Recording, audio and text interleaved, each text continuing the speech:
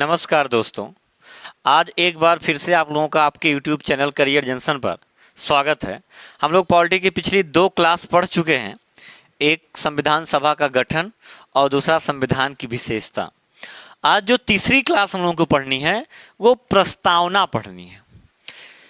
दोस्तों पीछे जो हमने आपको बताया था विशेषकर संविधान की विशेषता में, उसमें आपने जो देखा वो एक ओवरव्यू था कि पूरे संविधान का जो है स्वरूप कैसा है और क्या क्या उसकी विशेषताएं हैं भारतीय संविधान की। हमने उसी दिन बताया था उसी क्लास में आपको कि संविधान का पूरा स्वरूप आपको यहीं से पता चल जाएगा कि कौन कौन से किस प्रकार से संविधान है, क्या उसके स्वरूप हैं, कैसे कार्य करता है। प्रस्तावना में भी विशेष करके हम लोग को यही देखना है कि प्रस्तावना को भारतीय संविधान का परिचय पत्र कहा जाता है। Identity card of Indian constitution कहा जाता है इसे, या नेपाल की वाला ने कहा, भी उस पर बाद में हम लोग बात करेंगे। इसलिए कहा जाता है क्योंकि प्रस्तावना एक पूरे संविधान का ओवरव्यू रखती है हमारे सामने। ये गैर न्यायोचित है, ये भी ध्यान रखना जरूरी कि गैर न्यायोचित का मतलब होता है कि ये अगर इसके किसी बात को न्यायालय द्वारा लागू नहीं करवाया जा सकता। इसकी एक विशेषता और भी है कि प्रस्तावना किसी भी, यानी विधायिका को या कार्यपालिका को या किसी को भी ना किसी प्रकार की कोई शक्ति देती है और ना ही किसी प्रकार के उनके किसी शक्ति को, उनके कार्य को रोकती है। ना, इसका मतलब ये हो गया ना ही उन्हें अधिकार प्रदान करता है और ना ही उनके अधिकारों को किसी प्रकार से ये बाधित करता है। देखिए दोस्तों, जो प्रस्तावना लिया गया, ये प्रस्तावना हमारे देश में या हमारे संविधान में यूएसए के संविधान से लिया गया है, यूनाइटेड स्टेट ऑफ अमेरिका। और इसे ये प्रस्तावना जो है नेहरू जी के रिपोर्ट के उद्देशिका जिन्होंने प्रस्तुत की थी संविधान सभा में। ये पूछा जाता है कि संविधान सभा में उद्देशिका किसने प्रस्तुत की, तो नेहरू जी ने प्रस्तुत की थी। और उन्हीं के उद्देशिका के आधार पर प्रस्तावना का निर्माण किया गया, या कहीं के इसको हम लोग उद्देशिका भी पढ़ते हैं। जब संविधान बना, यानी जब संविधान 26 जनवरी 1950 को संविधान लागू हुआ, तो प्रस्तावना भारतीय संविधान का अंग नहीं था। कई बार पूछा गया क्वेश्चन है कि निम्नलिखित में से कौन सा तत्व या कौन सा प्रावधान भारतीय संविधान की या भारतीय मूल संविधान का अंग नहीं है, तो उसका उत्तर होता है प्रस्तावना जो है भारतीय मूल संविधान का अंग नहीं है। इसे जब ये पेश किया गया तो उस समय जो अध्यक्ष थे डॉक्टर राजेंद्र प्रसाद जी ने कहा था कि प्रश्न ये है कि प्रस्तावना संविधान का अंग है या नहीं। ये चलता रहा, प्रस्तावना था लेकिन प्रस्तावना को संविधान का अंग नहीं माना जाता था। लेकिन 1973 में एक केस है जिसको कहते हैं केशवा नंद भारती केस। इसमें क्या किया गया कि सुप्रीम कोर्ट ने कहा कि प्रस्तावना संविधान का अंग है, यानी प्रस्तावना संविधान का अंग माना जाने लगा। अब यानी ऐसे कह सकते हैं दो चीजें, यहां 2-3 क्वेश्चन बनता। पहला तो ये बनता है कि प्रस्तावना संविधान का अंग है या नहीं, तो वर्तमान में आप कहेंगे है। फिर हो जाता है कि किस केस के द्वारा प्रस्तावना को संविधान का अंग माना गया, तो वो केस है केशवानंद भारती केस। ठीक, फिर पूछा किस सन में, तो 1973 में। यानी वर्तमान में प्रस्तावना संविधान का अंग है या उसका भाग है। दूसरा, प्रस्तावना एक, जब ये इसको पढ़ते हैं हम लोग प्रस्तावना को, और यहां पे एक व्यक्ति आते हैं यन ए पालकी वाला। कई बार पूछा है ये क्वेश्चन, पालकी वाला। यन ए पालकी वाला ने प्रस्तावना को संविधान का या भारतीय संविधान का परिचय पत्र कहा है। तो यहां 2 क्वेश्चन पूछा जाता है कि भारतीय संविधान का परिचय पत्र किसे कहा जाता है, तो प्रस्तावना को कहा जाता है। किसने कहा है, तो यन ए पालकी वाला ने कहा है। फिर किस देश के संविधान से लिया गया, यूएसए से लिया गया। संविधान लागू होने के समय प्रस्तावना संविधान का अंग था या नहीं था, तो नहीं था। लेकिन किस केस के द्वारा प्रस्तावना को संविधान का अंग माना गया, तो केशवानंद भारती केस, बनाम केरल राज्य आता है ये। कब, तो सन पूछे तो 1973 के द्वारा। भारतीय संविधान का परिचय पत्र प्रस्तावना किसने कहा, यानी ये पालकीवाला ने कहा। फिर यहां पर एक क्वेश्चन आता है, ये न्यायोचित है कि गैर न्यायोचित है, तो हमने पीछे ही बता दिया है कि ये गैर न्यायोचित है। गैर न्यायोचित का सेंस ये है कि इसे न्यायालय के द्वारा लागू नहीं करवाया जा सकता, या अगर विधायिका इस पे कार्य नहीं करती तो इसे लागू करवाने के लिए न्यायालय नहीं जा सकता। संविधान के कई पार्ट ऐसे, प्रस्तावना हो गया आपका, नीति निर्देशक तत्व हो गए, ये सब गैर न्यायोचित में आते हैं। प्रस्तावना पीछे ही बताया है, एक बार फिर जान लीजिए कि प्रस्तावना विधायिका या कार्यपालिका को ना किसी प्रकार की शक्ति देता है और ना ही उनके किसी प्रकार की उनके शक्ति में कमी करता है। ठीक, फिर देखिए प्रस्तावना को दो भागों में बांटा जाता है। प्रस्तावना जो है दो भागों में बांटा जाता है इसे। देखिए यहां से शुरू होता है हम भारत के लोग, ये पैसेज बड़ा इंपॉर्टेंट है जो शुरू होता है हम भारत के लोग, भारत को प्रभुत्व संपन्न समाजवादी धन निरपेक्ष लोकतांत्रिक गणराज्य बनाने के लिए पूरा पैसेज है। इस पूरे पैसेज को अगर आप पढ़ेंगे तो इसे दो भागों में बांटा जाता है। ठीक, एक प्रस्तावना का स्वरूप है और दूसरा प्रस्तावना के उद्देश्य हैं। यानी इसको दो भागों में अगर हम लोग बांटें तो इस तरह बढ़ता है, केवल पढ़ने के लिए है ये, बाकी किताबों में नहीं मिलेगा, केवल पढ़ने के लिए है। एक होता है स्वरूप और दूसरा जो होता है वो होता है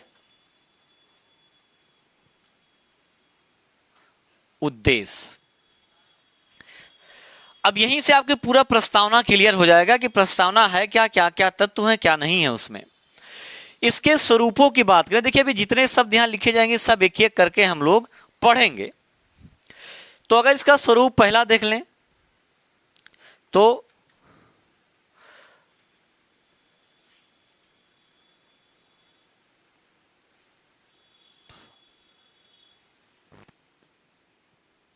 संप्रभुत्व,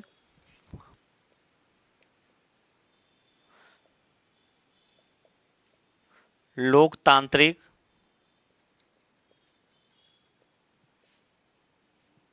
गणराज्य,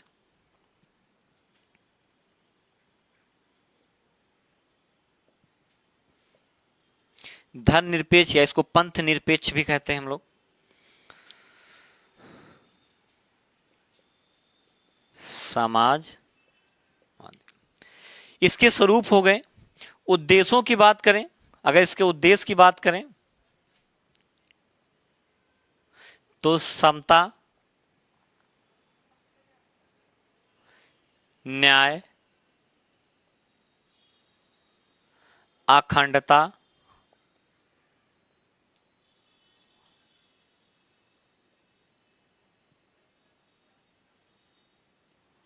भाईचारा, ये सब इसके क्या हैं, उद्देश्य हैं। दो हैं, एक है स्वरूप और दूसरा है उद्देश्य। अब देखिए तो अब इसमें जो है देखिए दो भागों में बढ़ गया है ये, एक स्वरूप है और एक उद्देश्य है। स्वरूप का मतलब कि भारतीय संविधान का स्वरूप क्या, यानी ये कैसा है, ये स्वरूप हो गया। उद्देश्य का मतलब हो गया कि जो है इससे द्वारा क्या क्या हमें, मतलब इसके क्या क्या उद्देश्य हैं, इसको कह लें कि इसके द्वारा ये कैसे कैसे कार्य करेगा। यहां समझते हैं स्वरूप। देखिए इसको कई भागों में बांटा, जैसे संप्रभुता। देखिए ये स्वरूप जो है ये भारतीय संविधान का एक ओवरव्यू प्रस्तुत करता है, और इसी जो अभी हम लोग आगे चल के जब संविधान आगे पढ़ेंगे तो हम देखेंगे कि पूरा का पूरा संविधान इन्हीं सब चीजों पे आधारित है। जो भी अनुच्छेद हैं, जो भी प्रावधान किए गए हैं, उनका कहीं ना कहीं इन्हीं के द्वारा उनको जो प्रस्तुत किया गया, उस सबका उद्देश्य जो मिल करके आता है इन चीजों को प्राप्त करना। इसमें कई सारी चीजें और जुड़ेंगी, अभी हम लोग पढ़ेंगे आगे तो वहां और बता देंगे। देखिए पहला है संप्रभुता। संप्रभुता का मतलब होता है कि जब किसी व्यक्ति को स्वयं के बारे में निर्णय लेने की स्वतंत्रता हो तो वो क्या हो गया, संप्रभुत हो गया। इसका मतलब यह है कि जैसे अभी आप देखिए भारत में बहुत बार अब न्यूज में आप लोग देखते होंगे कि जब कश्मीर या किसी अन्य मुद्दे पर कोई दूसरा देश कुछ सलाह देता है या कुछ बोलता है तो भारत क्या कहता है, ये कश्मीर जो है या कश्मीर का मुद्दा भारत का आंतरिक मामला है और भारत एक संप्रभुत्व देश है, यानी भारत अपन निर्णय लेने के लिए स्वतंत्र है। सरल भाषा में बात कर लें तो ये कह सकते हैं कि जब किसी व्यक्ति को स्वयं की निर्णय लेने की क्षमता होती है तो उसे क्या कहा जाता है, संप्रभुत्व कहा जाता है। दूसरा, लोकतांत्रिक, बता चुके हैं आपको पीछे ही हम नेक्स्ट पीछे का मतलब जो इसका पिछला वीडियो था उसमें बताया था हमने आपको। लोकतांत्रिक का मतलब ये होता है कि जनता का जनता के लिए जनता द्वारा किया गया शासन, be the people for the people. ठीक, लोकतंत्र दो प्रकार का होता है, पीछे हमने आपको बता दिया, इसको एक बार रिवाइज कर देते हैं। एक प्रत्यक्ष और एक अप्रत्यक्ष। प्रत्यक्ष लोकतंत्र में हमने आपको बताया था कि जब कहीं पर विधियों का निर्माण स्वयं जनता करे, जैसे स्विट्जरलैंड का संविधान, तो वो प्रत्यक्ष हो गया। अप्रत्यक्ष का मतलब जब जनता के चुने गए प्रतिनिधि जनता के लिए विधियों का निर्माण करें तो वो क्या हो गया, अप्रत्यक्ष लोकतंत्र हो गया। जैसा कि भारत, देखिए जब भारत में लोकतंत्र को स्थापित करना था तो इस पर एक लंबी बहस चली संविधान सभा में कि प्रत्यक्ष होना चाहिए लोकतंत्र कि अप्रत्यक्ष। भारत में समस्या ये थी कि भारत का जो एजुकेशन रेट है बहुत कम होने के कारण या ज़्यादा लोग शिक्षित ना होने के कारण लोगों को अपने लिए स्वयं विधियों का निर्माण करना थोड़ा जटिल काम था और इसीलिए यहाँ पे अप्रत्यक्ष लोग, अच्छा चूंकि जनसंख्या भी यहाँ की ज़्यादा है, एक तो जनसंख्या ज़्यादा है, विविधताएं इतनी ज़्यादा हैं, इतने कल्चर हैं, इतनी भाषाएं हैं, इतनी जातियाँ, इतने धर्म, तमाम सारी चीज़ें हैं, विविधता डाइवर्सिटी भारत में बहुत ज़्यादा है। और इन सब चीज़ों के साथ में जनता स्वयं संविधान का यानी विधियों का निर्माण करना जो है इतना संभव नहीं था और इसे भारत में रखा गया अप्रत्यक्ष लोकतंत्र। तो भारत का लोकतंत्र अप्रत्यक्ष है, पूछा जाता क्वेश्चन है, और स्विट्जरलैंड का लोकतंत्र प्रत्यक्ष है। गणराज्य, इसको भी पीछे बता चुके हैं। गणराज्य का मतलब होता है कि जब किसी देश के मुखिया का निर्वाचन होता है तो गणराज्य होता है। अब यहाँ पे निर्वाचन एक निश्चित समय के लिए, जैसे अमेरिका में आप देख लीजिए 4 साल, अपने यहाँ 5 साल, तो हर देशों में ये समय अलग अलग है, कहीं 4 साल, कहीं 5 साल, के 6 साल, लेकिन ये एक निश्चित समय के लिए। ऐसा नहीं होता कि एक आदमी का निर्वाचन हो जाए पूरा जीवन हो रहे, ऐसा नहीं, निश्चित समय के लिए होता है। और वहीं राजस्थान हमने बताया था जहाँ के मुखिया का निर्वाचन हो गणराज्य, और जहाँ का मुखिया वंशानुगत चुना जाए यानी राजा का बेटा राजा, तो वो क्या हो गया, राजतंत्र हो जाता है। जैसे ब्रिटेन। धर्मनिरपेक्ष, दोस्तों धर्मनिरपेक्ष का कहीं कहीं पे मतलब कहीं कहीं पे नहीं, इसको पंथ निरपेक्ष भी लिखा जाता है।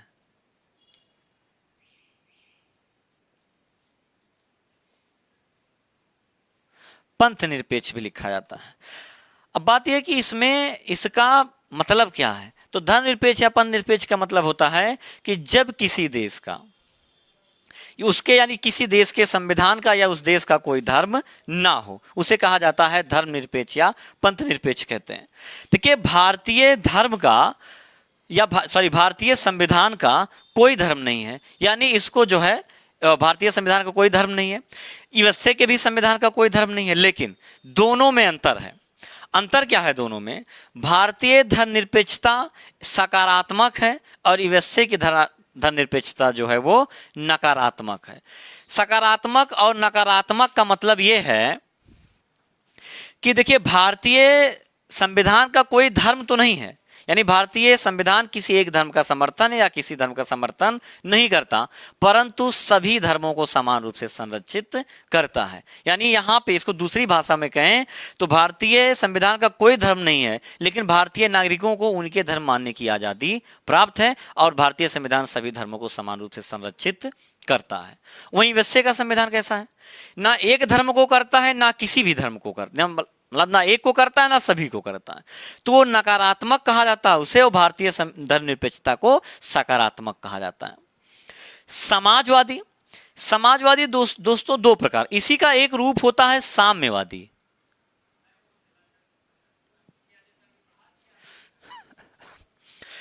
साम्यवादी का मतलब यह होता है, देखिए समाजवाद जहां पे संसाधनों पे सरकार का कब्जा होता है और संसाधन समान रूप से वितरित होते हैं, समाजवादी होते हैं। साम्यवादी भी इसी का रूप होता है, जैसे चाइना वगैरह में यहाँ पे श्रम पर भी सरकार का कब्जा होता है, अपने यहाँ ये नहीं है लेकिन ये समाजवादी है। ये है भारतीय संविधान का स्वरूप। ठीक, भारतीय संविधान का स्वरूप है, यानी जो भारतीय संविधान है इन्हीं चीजों के द्वारा बनाया गया है और इनका उद्देश्य है इन चीजों को प्राप्त करना। यानी इनके द्वारा हमें इनको, देखिए दो चीज, एक होता है साधन, एक होता है साध्य। साधन और साध्य में अंतर यह है, साधन का मतलब होता है जिनके द्वारा, साध्य का मतलब होता है जो हम करते हैं। ठीक, से अभी हम कहते हैं कि हमें समाज में अच्छी प्रतिष्ठा प्राप्त करनी है, तो ये साधन हो गया, हमारा साध्य हो गया। अब अच्छी प्रतिष्ठा प्राप्त करने के लिए, सम्मान प्राप्त करने के लिए हमें जो काम करना पड़े वो क्या हो गया, हमारा साधन हो गया। तो ये ऐसे हम कह सकते हैं कि ये है हमारा साध्य और ये हमारा क्या है, साधन। यानी इनके द्वारा इनको प्राप्त करना हमारा उद्देश्य है। अब देख लेते हैं ये है क्या, उद्देश्य क्या क्या है इसमें। उद्देश्य पहला क्या है, समता। समता देखिए जो दोस्तों, पॉलिटी में समानता को समता कहते हैं। समता का मतलब बराबर, समानता जिसको हम लोग सरल भाषा में कहते हैं बराबर, यानी कोई छोटा बड़ा ना हो, कोई भी विशेषाधिकार प्राप्त वर्ग ना हो। आज हम लोग देखते हैं कि अगर कोई भी अपराध कोई करता है तो उस अपराध के लिए चाहे कोई भी हो, दंड सबके लिए बराबर है। ऐसा नहीं किसी को विशेषाधिकार प्राप्त है किसी को नहीं। कुछ अपवाद है भारतीय संविधान में, आगे हम लोग पढ़ेंगे, लेकिन अभी समझिए कि भारतीय संविधान में समता है, कोई छोटा बड़ा नहीं है, ना कोई किसी को, ऐसा कोई वर्ग नहीं है कि जिसके पास विशेषाधिकार हो, और ऐसा भी कोई वर्ग नहीं है जिसके पास विशेषाधिकार, हर कोई बराबर है। न्याय, न्याय 3 प्रकार का होता है। एक न्याय होता है आपका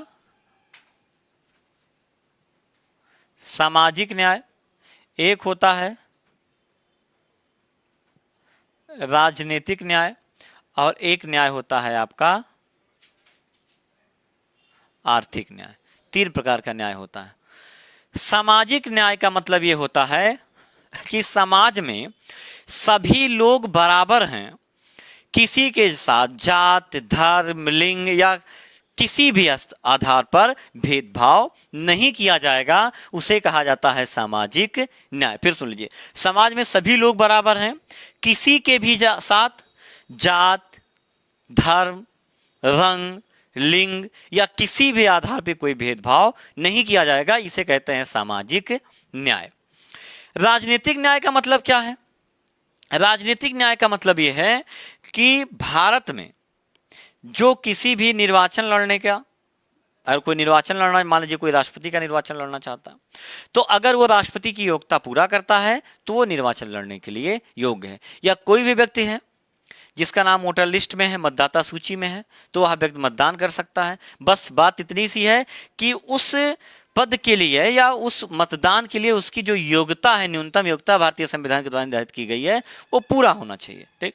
आर्थिक न्याय, आर्थिक न्याय का मतलब ये है कि ये जो समाजवाद में हमने बताया था, ये थोड़ा मिलता जुलता इससे रूप है कि यहाँ पे कोई, यानी जो प्राकृतिक संसाधन है, सब पे सबका समान अधिकार है, और यहाँ पे ऐसा नहीं है कि किसी के पास है तो बहुत ज़्यादा है और किसी के पास नहीं है तो नहीं है। प्राकृतिक संसाधनों पे सभी का अधिकार है। और ये चूंकि समाजवाद है तो समाजवाद प्रकार जो प्राकृतिक संसाधन होते हैं सरकार का अधिकार होता है, फिर सरकार क्या करती है, उनको समान रूप से सबके पास वितरित करती है। जैसे आप जमींदारी उन्मूलन कानून देख लीजिए, जिनके पास ज़्यादा जमीनें थी उनसे ली गई, जिनके पास नहीं थी उनको दे दी गई। भाईचारा, भाईचारा का मतलब जानते हैं, सब लोग मिलके रहें। एकता, एकता का भी मतलब वही है, भाईचारा ही है। ठीक। अखंडता, अखंडता, अब देखिए तीनों एक ही है मिला जुला कर, देखिए थोड़ा थोड़ा डिफरेंट है, लेकिन अगर तीनों का ओवर भी निकालेंगे एक ही नहीं। अखंडता का मतलब भारतीय संविधान भारत के किसी भी राज्य को भारत से अलग होने का अधिकार नहीं देता है, अखंड भारत है, या किसी भी नागरिक को अधिकार नहीं देता है कि भारत को तोड़ने की कोशिश करे, क्योंकि अखंड भारत की कल्पना है यहाँ पे। भाईचारा, एकता, भाईचारा मतलब सब लोग मिलजुल के रहें, बंधुत्व जिसको हम लोग कहते हैं, भाईचारा को बंधुत्व भी कह सकते हैं। एकता, इसमें भी सब लोग मिलजुल के रहें। गरिमा, गरिमा का मतलब होता है सम्मान पूर्वक जीवन। देखिए राइट टू डिग्निटी है सबके पास। भारत का कोई भी नागरिक हो, सबको राइट टू डिग्निटी है, यानी सम्मान पूर्वक जीवन जीने का अधिकार, जो अनुच्छेद 21 हमें देता है। अभी हमने पीछे आपको बताया कि ये जितने चीजें हैं यहाँ पे लिखी हुई हैं आपके व्हाइट बोर्ड पे, ये सब चीजें किसी न किसी रूप में भारतीय संविधान में हैं और इन्हें लागू करने की कोशिश की गई है। तो गरिमा पूर्वक यानी सम्मान पूर्वक जीवन जीने का अधिकार मिला हुआ हमें, सबके पास सम्मान पूर्वक जीवन जीने का अधिकार है। तो ये स्वतंत्रता,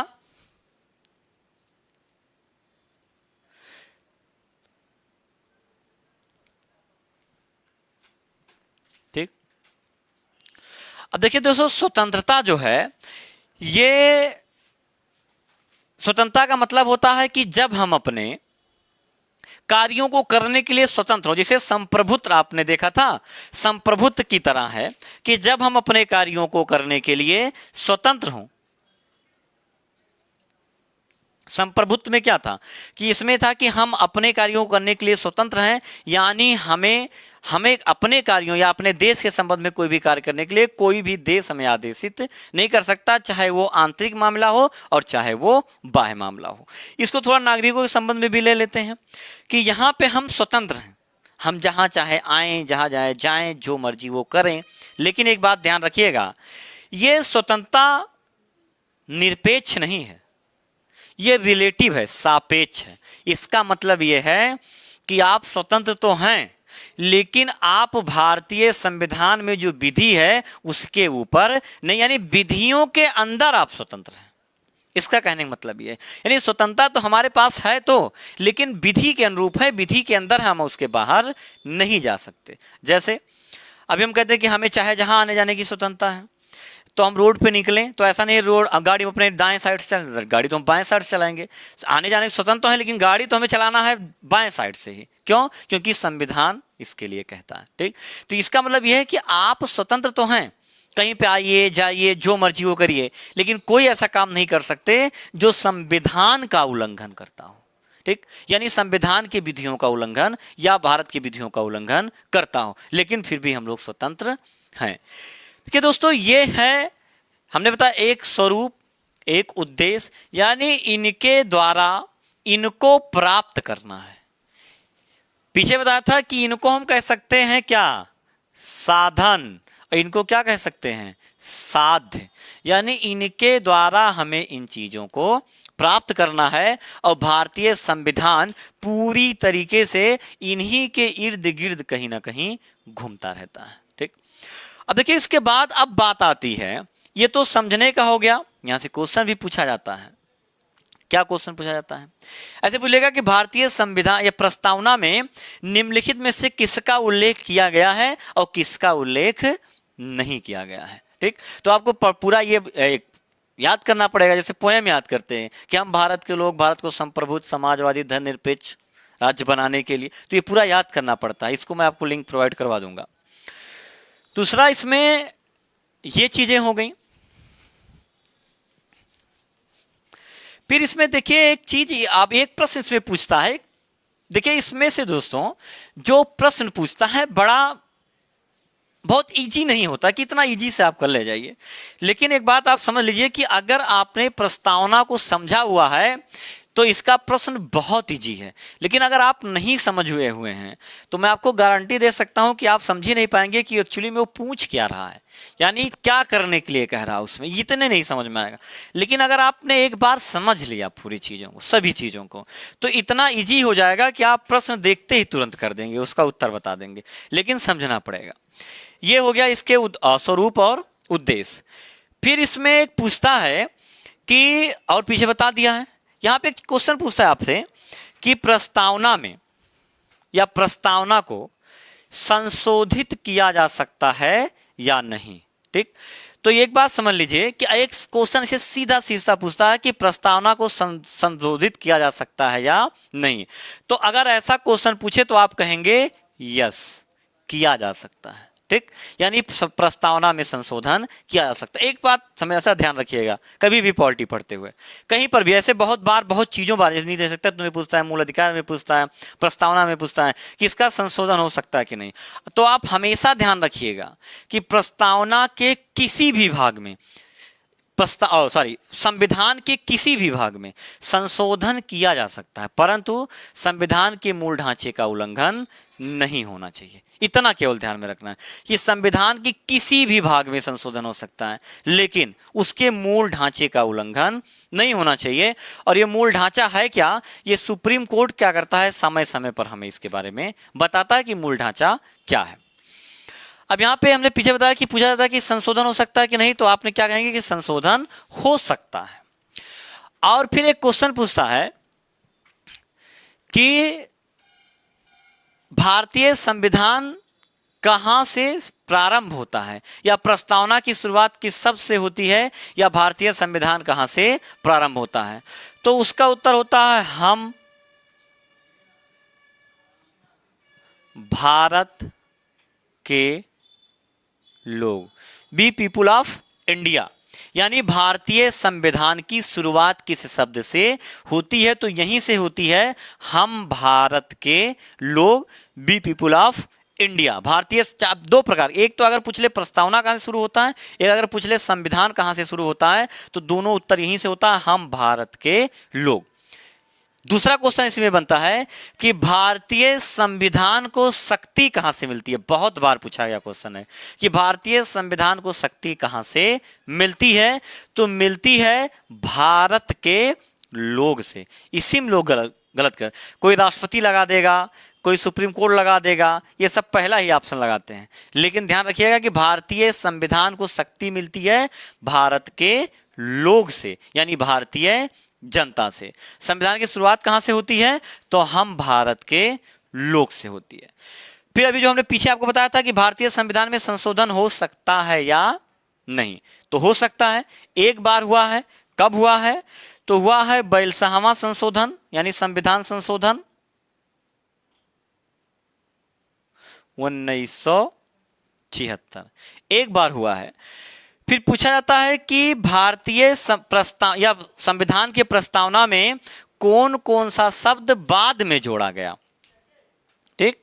या ऐसे पूछ लेगा कि भारतीय संविधान की प्रस्तावना में कौन सा शब्द मूल रूप से नहीं था, तो 3 नहीं था। क्या क्या, समाजवादी,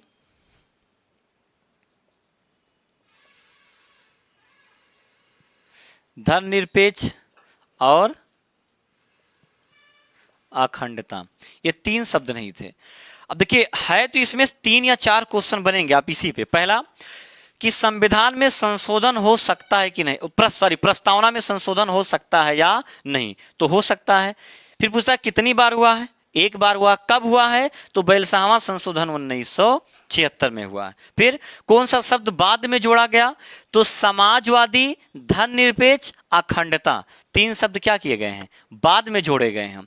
या इसी क्वेश्चन को थोड़ा पलट दें कि मूल संविधान में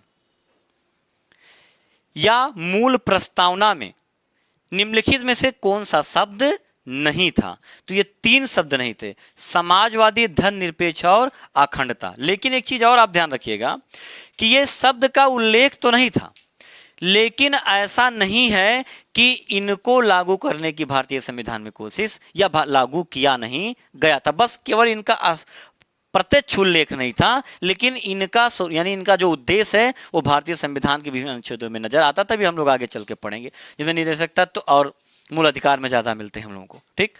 तो ये हो गया।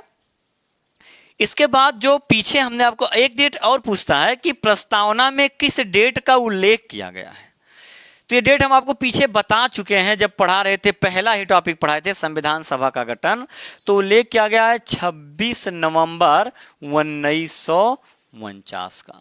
एक बार इसी में कहीं पे भी जब 26 पूछा है कि प्रस्तावना में किस डेट का उल्लेख है, तो पहला ऑप्शन लगाता है 26 जनवरी 1950, लेकिन ध्यान रखिएगा कि जो उल्लेख किया गया है वो उल्लेख किया गया 26 नवंबर 1949 का उल्लेख किया गया है। अब ये हो गया आपका प्रस्तावना। लेकिन अगर इसको पूरा जहां से क्वेश्चन पूछा जाता है, जो सबसे ज्यादा हाईलाइटेड क्वेश्चन है, विशेष यहां से हर टॉपिक में क्वेश्चन पूछता है, हर एग्जामों में लगभग पूछता है। अभी आप देखिए पीसीएस 2018 का प्री देखिए, वहां से उसमें भी यहां से क्वेश्चन आया था। दूसरा, अगर आप एक ओवरव्यू बना लें कि कहां कहां से सबसे ज्यादा क्वेश्चन प्रस्तावना में पूछा जाता है। तो पहला तो ये पूछा जाता है, पहला क्वेश्चन, केवल हम लोग यहाँ क्वेश्चन देखेंगे क्या क्या, क्योंकि यहां से क्वेश्चन निकालना मुश्किल हो जाता है। पहला कि भारतीय संविधान का परिचय पत्र, पहला क्वेश्चन, भारतीय संविधान का परिचय पत्र किसे कहते हैं? तो किसे कहते हैं? प्रस्तावना को कहते हैं। दूसरा, किस देश के संविधान से लिया गया है? यूएसए के संविधान से लिया गया है। क्वेश्चन केवल हम लोग देखते चले कितने क्वेश्चन बन रहे हैं।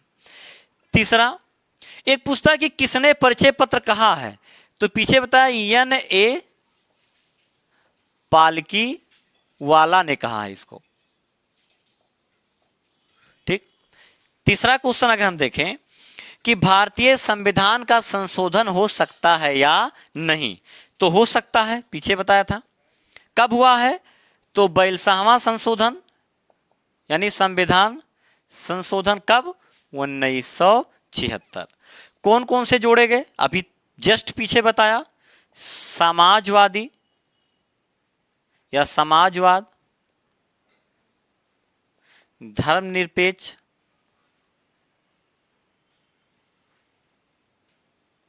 और एक शब्द और जोड़ा गया, उसका नाम क्या था? अखंडता। ठीक। चौथा क्वेश्चन अगर देखा जाए, न्यायोचित है कि गैर न्यायोचित, तो हमने आपको पीछे बताया गैर न्यायोचित, और हमने बताया था गैर न्यायोचित का मतलब क्या होता है कि जिसे न्यायालय द्वारा लागू ना करवाया जा सके, और प्रस्तावना विधायिका को या कार्यपालिका को ना उनकी शक्ति को रोकता है और ना ही उन्हें शक्ति प्रदान करता है। एकदम इजी भाषा में कह लें तो न्यूट्रल, यानी ना रोकता है और ना ही अधिकार देता है। फिर गैर न्यायोचित हो गया। पांचवा क्वेश्चन अगर हम लोग देखें तो पूछता है कि भारतीय संविधान की शुरुआत या प्रस्तावना की शुरुआत किस शब्द से होती है? तो किस शब्द से होती है? पीछे बताया, हम भारत के लोग से होती है। ठीक। छठवां क्वेश्चन की बात करें कि भारतीय संविधान को शक्ति कहां से मिलती है? तो कहां से मिलती है? भारत के लोग से शक्ति प्राप्त होती है। सातवां क्वेश्चन की बात करें, किस डेट का उल्लेख किया गया है? तो 26 नवंबर 1949 का उल्लेख किया गया है। इतना हो गया। फिर यहां पे एक क्वेश्चन आपसे पूछता है कि